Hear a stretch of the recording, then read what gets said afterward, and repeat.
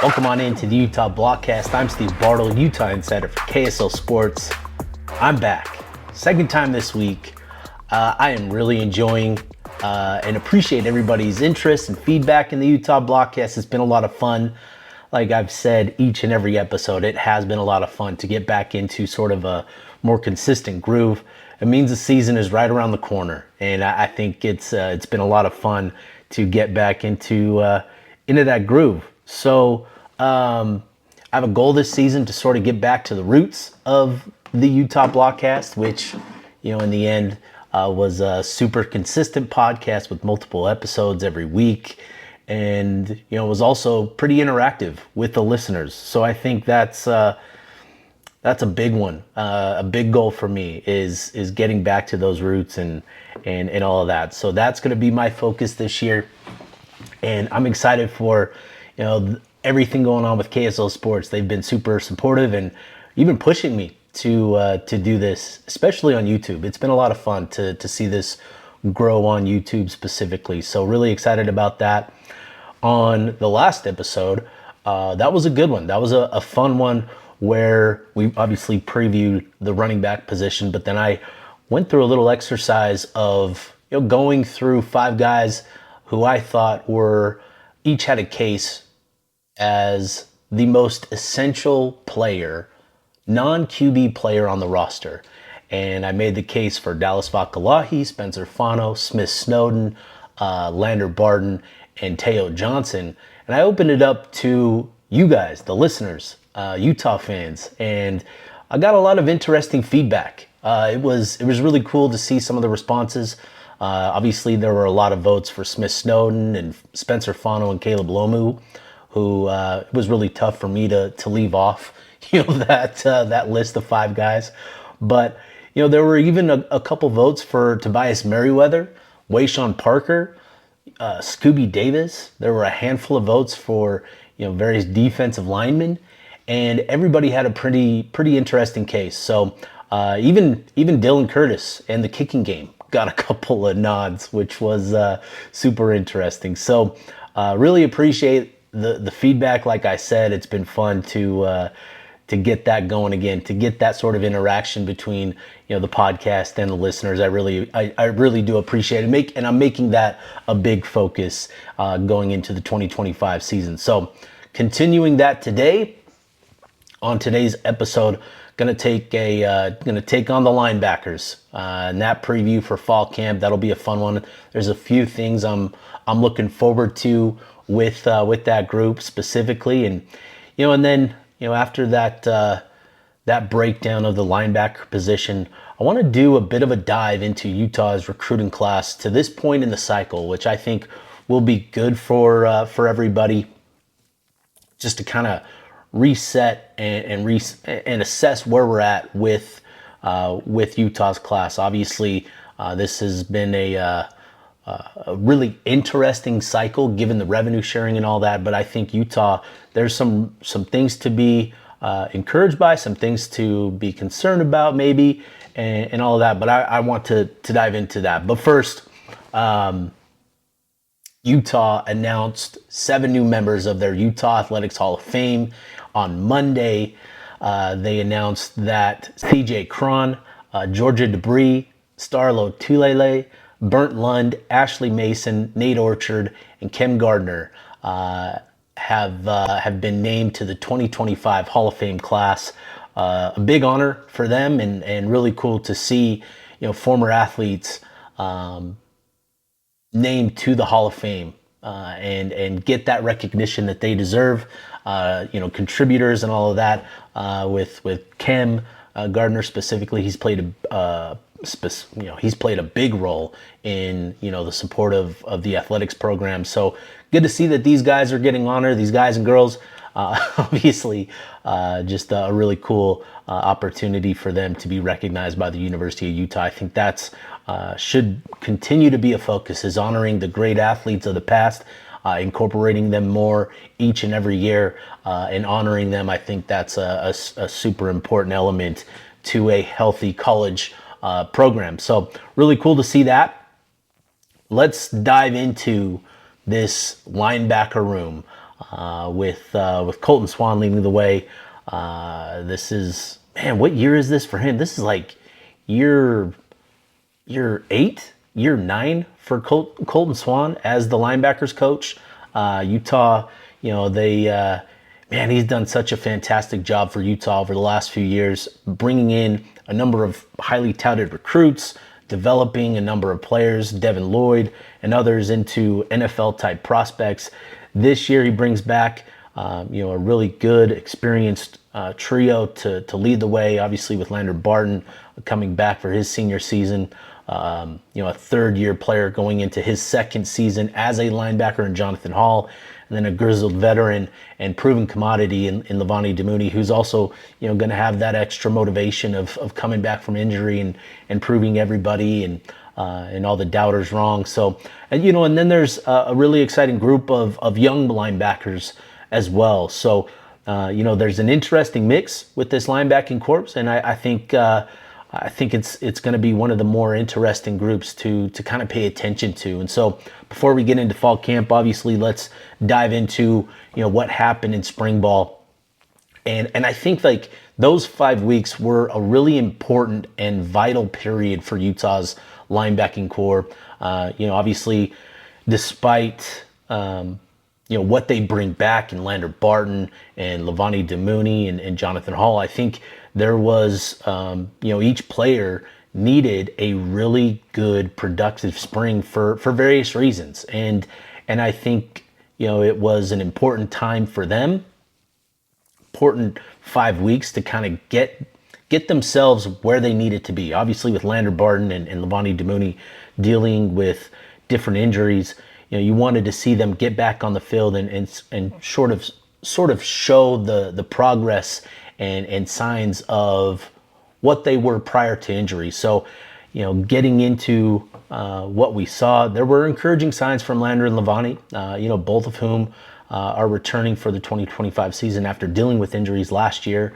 Lander seemed, a lot more upbeat and lively, both in terms of his demeanor, but his movement.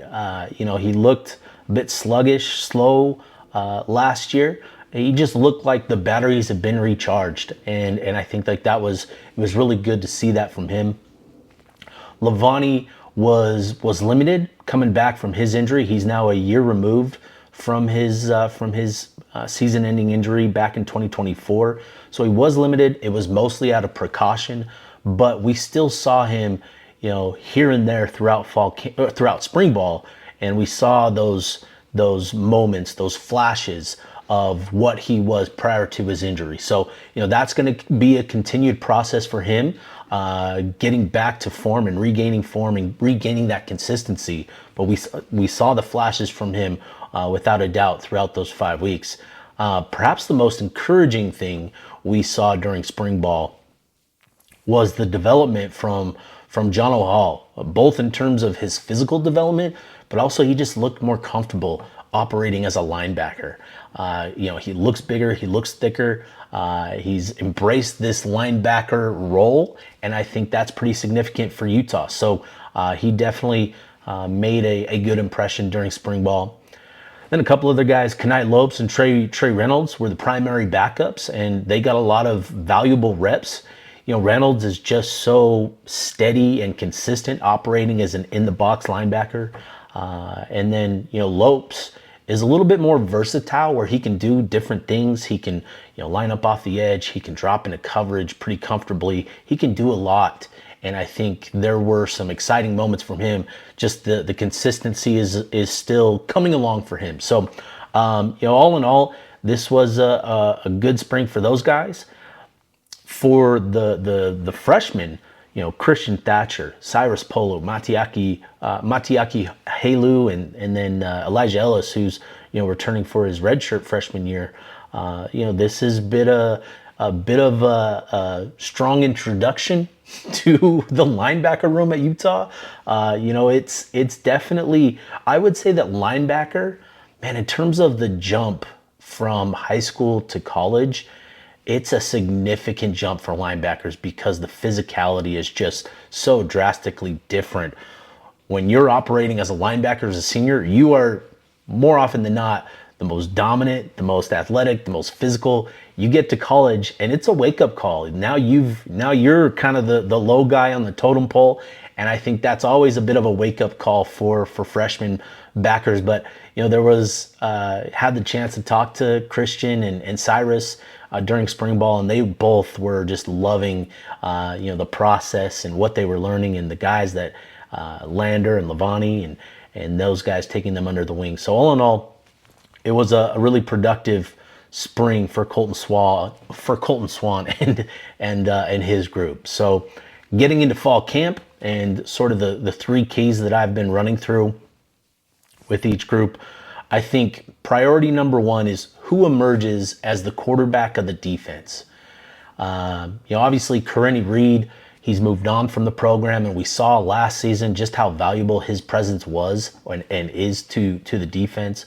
He provides individual production and playmaking, but it was that knowledge and leadership and confidence that he provided, that he instilled in everybody around him. He was the quarterback of the defense, and without him, we saw a bit of a drop off in terms of the play of everybody on the field. And I think that's a significant thing that Utah, they need somebody to step up in that role.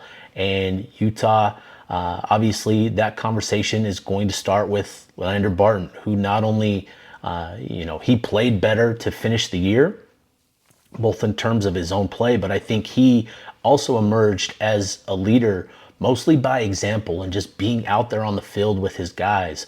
I think the big question for him is he ready to not only lead the defense by example with his play, but can he become that sort of mastermind, that quarterback, right? That's what we saw from Devin Lloyd in his final season. He took it all on. He was the quarterback. He was that guy. And I think that's going to be, a big key for him in terms of his own personal development and maximizing his potential, as a linebacker. I think that would be pretty significant if he can take on that role. And, with what we saw during spring ball, it looks like he was taking on more of that, pointing things out, making sure everybody was lined up correctly. It seems like that was a big point of focus for him during spring ball. Maybe Jono, maybe Levani step up to take on that role. I think that would be awesome to see Jono, step up in that manner after, just a year in the role. I think that would say a lot about him and sort of the trajectory that he's on. And then, Levani, he could also too fill that role thanks to his experience of what he's seen and what he's been through over the years. But regardless of who, Utah definitely needs to find one that will, and I think that will be priority number one for Colton Swan and this group. The next big key is just solidifying the depth and the sort of rotation that Swan wants to implement this season. There's certainly a defined top three with Lander, Jono, and Levani. Then it seems that Reynolds and Lopes are the primary backups behind them. Are one of those two capable of cracking the top three? Can Reynolds push for more time, as a MAC linebacker? Can he, edge his way into things? Can Lopes offer a little bit more, dynamic versatility where he can do some interesting things and add some different looks to that linebacker spot? I think there's a lot of optimism around, those two, but can one of those two push the top three to crack that top three? I think will be really interesting. And then two, which gets into point number three, is pushing the freshmen, right? Pushing them to the limits and seeing what they're capable of. I think Utah brought in, three really talented freshmen this past signing class in Thatcher, Paulu, and Halu. The three of them all have really promising qualities and projections. They're viewed as guys who will be counted on to lead this unit into the future, right? Once Lander and Levani move on, it's going to be up to Christian Thatcher. It's going to be up to Cyrus Polo to kind of take the mantle with this group. And I think pushing those three guys will be an important element of fall camp, because They have potential to be guys in this room, not only down the road, but a guy like Thatcher and Polu have instant impact potential. Are they ready to take on opportunities this season? All three have been with the program all off season. They went through winter workouts, they went through spring ball, and that's significant to their acclimation process, and would help them prepare for playing time in year one. So that's going to be another thing, and which gets back to point two. Can any of those three freshmen push Reynolds or Lopes for playing time to crack that sort of rotation?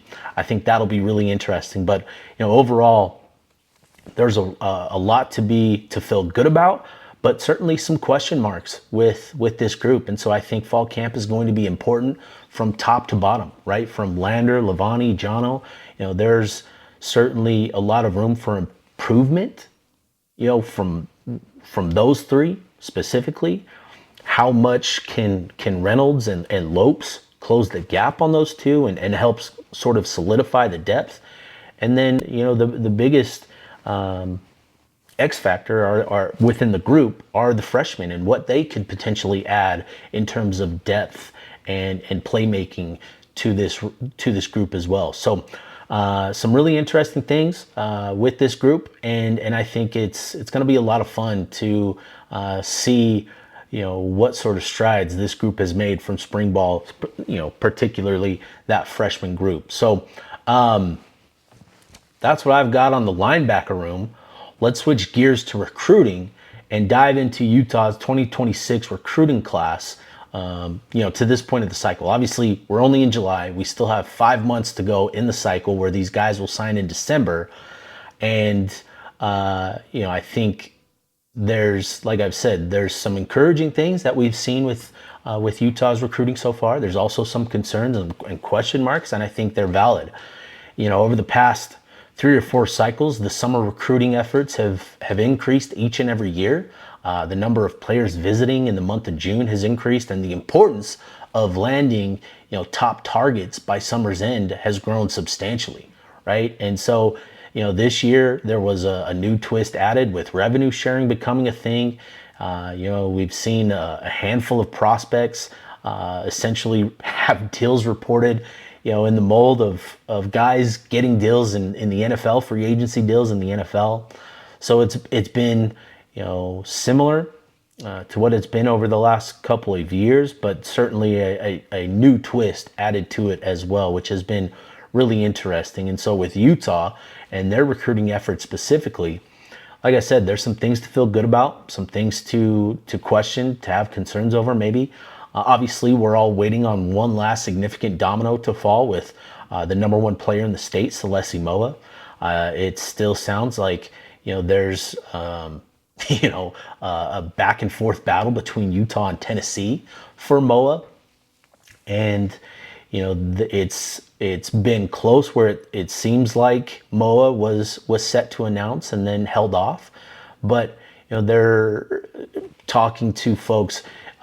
From what I've gathered, there was never a set date, outside of what Blair Angulo reported being July 9th as the date. I think most, the sources that I've talked to have felt that mid-July was going to be just the general time frame for what when we might see Moa announce a commitment. And so, for a player like Moa, obviously there's a lot of impatience because we're all waiting anxiously to see him announce his decision. But I think there should be plenty of room for patience for a player of his caliber. And so obviously, like I said, one last domino to fall on the summer recruiting efforts, and that would significantly impact, Utah's class and how it looks. But currently, Utah's class ranks 52nd in the country and 10th in the Big 12. They have the 10th highest average rating at 86.82, and the 10th biggest class in terms of quantity at 17 commits. So those numbers, in a vacuum, are a bit concerning. But again, I think there's, keep in mind that, Moa's potential commitment would change things quite a bit. I think he'd elevate Utah's class to the mid 30s nationally. They'd jump into the top six. I think they'd be fifth in the Big 12. And then, the average rating would jump nearly half a point from 86.82 to like 87.25, somewhere in there. So again, Moa's commitment would be pretty significant and help Utah on that front. And then, additionally, it would mean a lot to their in-state recruiting and the representation from within the state.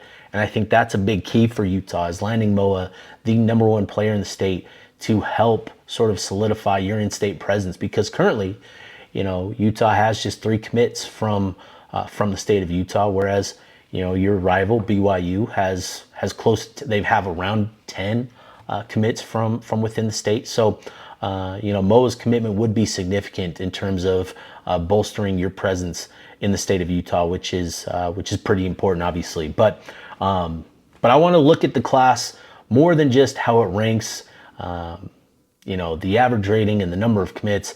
I really want to sort of assess how well Utah's done to address actual needs on the roster. And so I'm going to pull this up here, playing with a new tool here, and make sure I've got that set correctly. Yeah, there we go. So if you're not on YouTube, watching this on YouTube, you're going to be like, what the heck? But on YouTube, I've got a display of sort of Utah's scholarship roster, and obviously scholarship in quotation marks, because are these guys even on scholarships anymore? Like, with what they're getting paid? I don't know. But, looking at assessing the class and what Utah's done with it to this point, it's interesting. So addressing just the roster impact and positional needs, I think Utah's done really well to land commitments across the board that address their general needs. So, looking at the roster and what Utah is projected to lose just from, the departing senior class, I think Utah's hit on all important spots. So, it's pretty well set, where you've got 16 seniors on the roster. 5 of those are offensive linemen. And then you've got a couple of tight ends, a couple of running backs, a couple of linebackers, and then a safety, a cornerback, a defensive tackle, and then 2 receivers as well. So to this point, Utah's addressed those needs specifically with the quantity. Obviously, the offensive line, that's going to be really interesting to see how different it looks next year. Obviously, with 5 departing seniors, you've got those 5, but then you also have Caleb Lomu and Spencer Fano, who could depart as early departures for the NFL draft. And that will obviously impact the needs for Utah along the offensive line. And then obviously we know that the transfer portal is always a factor, but just based on what we know right now about Utah's 2026 roster, I think the coaches have done a really good job of recruiting to address their positional needs. So just across the board, they've added a couple of safeties, a couple of cornerbacks. They've added a defensive end and a defensive tackle in the class. They've hit on quarterback, running back. They've added 3 receivers so far and 2 tight ends. So they've addressed that needs. And then they've added 3 offensive linemen.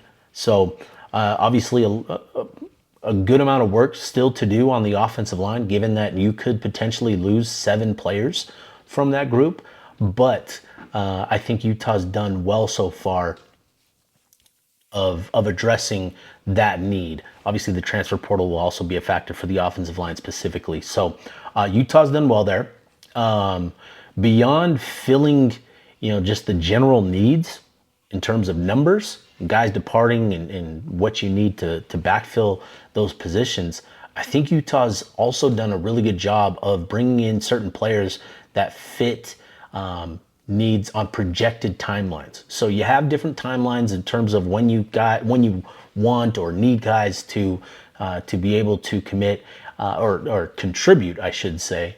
and I think Utah's added a couple pieces that help on that front.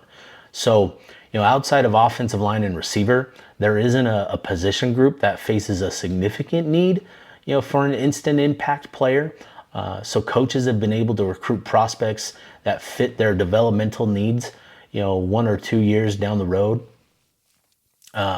But there are two positions that I think are definitely in need of instant impact potential. Obviously, number one, the offensive line, like I just painted, just the picture that I just painted with 5 departing seniors and 2 potential NFL draft picks. Utah will likely be starting a completely new offensive line next season. Fortunately, Jim Harding has not only recruited really well over the years, he's also retained his players really well. He's got a handful of guys who will be going into their 3rd, 4th, and even 5th seasons next year with the program. So that's pretty significant to have guys in place behind, that serve as depth right now behind the current starting line. Guys like Ike Garcia, Keith Olson, Soloto Moayai. Those guys are going to be key pieces in 2026 that'll help take on the starting roles. And so that sort of helps Utah in terms of what they need next year. But Utah still wanted to add an instant impact lineman in this cycle. And they've done that with Kelvin Obot, who is absolutely capable of following the Fano Lomu blueprint of being an instant impact starter at offensive tackle.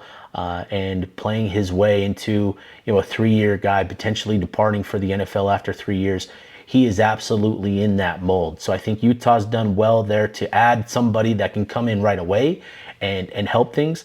They've also added 2 pieces in Rowdy Pierce and Moses Sparks that also fit sort of that 1 to 2 year timeline for depth as well. So I think Utah's pretty determined to add another instant impact guy, which could be in the transfer portal for the offensive line.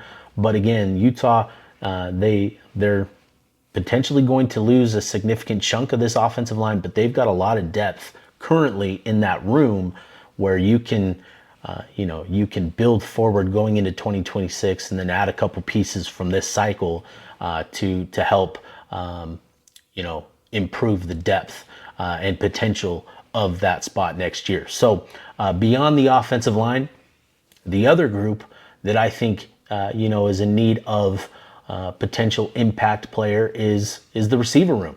And with Micah Simon taking over, this unit has undergone a complete overhaul. I think Simon has done actually a pretty impressive job so far based on what he's brought in the transfer portal. Going back to the winter cycle. And then, the spring cycle, bringing in Tobias Merriweather and Larry Simmons. I think those are really encouraging additions for the roster this year. But then, this cycle, he's added Jaron and Kenan Pula, the Pula twins, and Perrion Williams. I think Jaron looks like an instant impact type of receiver. Kenan is very similar, but, will he stay at receiver? We'll see. And then Perrion Williams, I think, is tailor-made for this offense in terms of what he brings to the table with his athleticism and how he fits in this offense. So I think Simon has done really well to add some potential impact players to that room as well. So obviously it's super exciting to have a guy like Obot committed. He's obviously the headline grabber and that, but I think what's really exciting is, the players that Utah's added that have the developmental potential that Utah is so good at identifying is really exciting in my opinion. And when you look at this class right now, there are a handful of guys that stand out in this regard. I look at Preston Pitts, Javion Ramon, Major Hitchens, Josiah Jefferson, and Gary Mitchell as guys that I think have really promising potential in terms of, their development potential at Utah. I interacted with Pitts at the red and white game back during the spring, or the 22 Forever game, the spring game And he has the sort of frame that can handle quite a bit more mass, which could significantly impact, his game and his potential as a defensive player, where he can, play off the edge pretty consistently. I'm really excited for Pitts and what he could potentially become. It's kind of easy given the name, but he reminds me in terms of just his frame of Kylie Fitz, from about 10 years ago, whenever Kylie Fitz was at Utah. But they're very similar in terms of their build, where, broad shoulders, long arms, sort of lean, big bodies. And I think that's sort of the development path that I envision for a guy like Preston Pitts. So he's one guy. Ramon is so technically raw. There's so much room for improvement in his game. Not to mention, his current size and frame as well. He posted a picture of him standing next to Luther Ellis.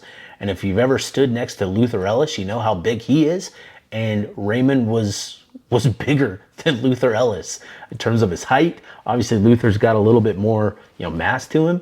But Raymond is a guy that I'm really excited about and what he can become, at Utah.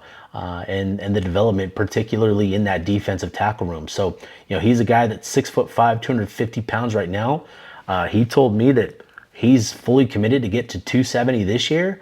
And by the time he joins Utah next year, he wants to be pushing 300 pounds. And when you watch his film, you see the athleticism, you see how raw he is. And I get excited thinking about what he can become under a coach like Luther Ellis and what he's able to do. And then other guys, Jefferson is another guy that I'm really excited about in terms of what he could become at Utah. We saw sort of a similar player in Dalton Kincaid. They have similar backgrounds. So Jefferson only recently started playing football. He was a basketball player growing up, and you see the athleticism, you see the natural ability, but there's still a lot that he has to learn in terms of the nuances of the game and of his position, in terms of technique and really rounding out the rest of his game.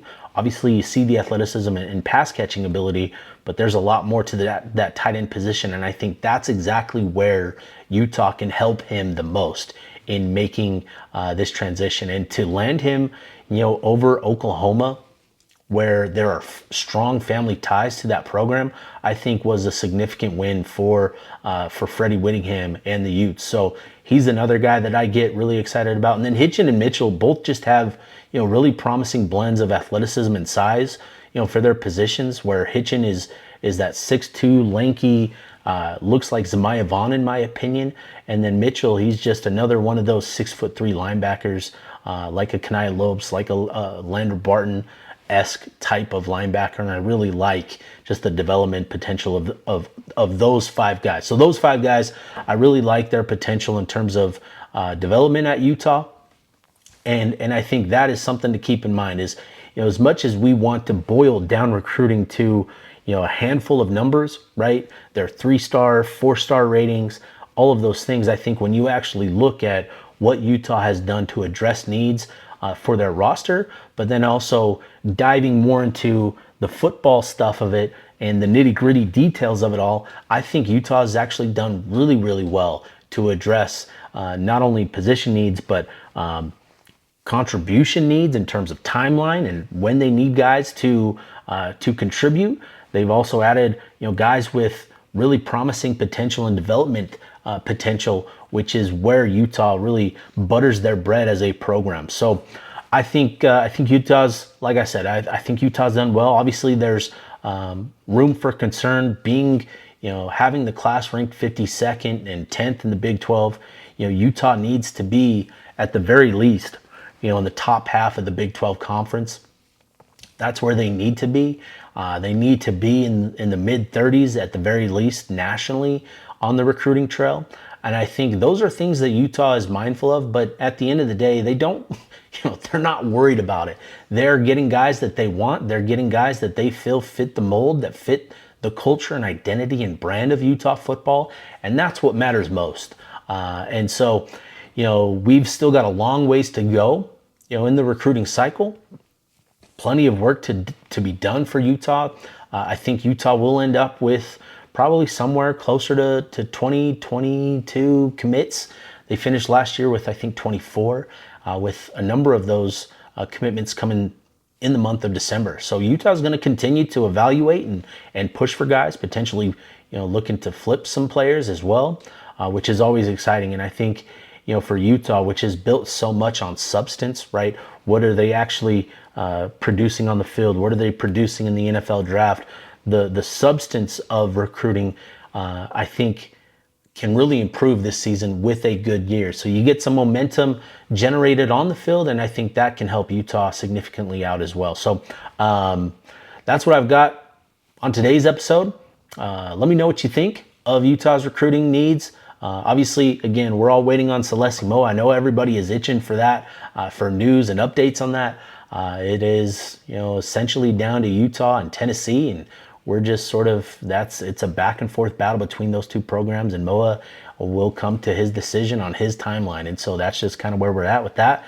But if you have any other feedback, any other questions or anything like that, please hit me up on Twitter, please, or reply on the YouTube, reply in the comments, wherever you can find me. Hit me up. It's been a lot of fun to get that interaction going again. Appreciate everybody for tuning in. I'll be back maybe with another episode this week. We'll see.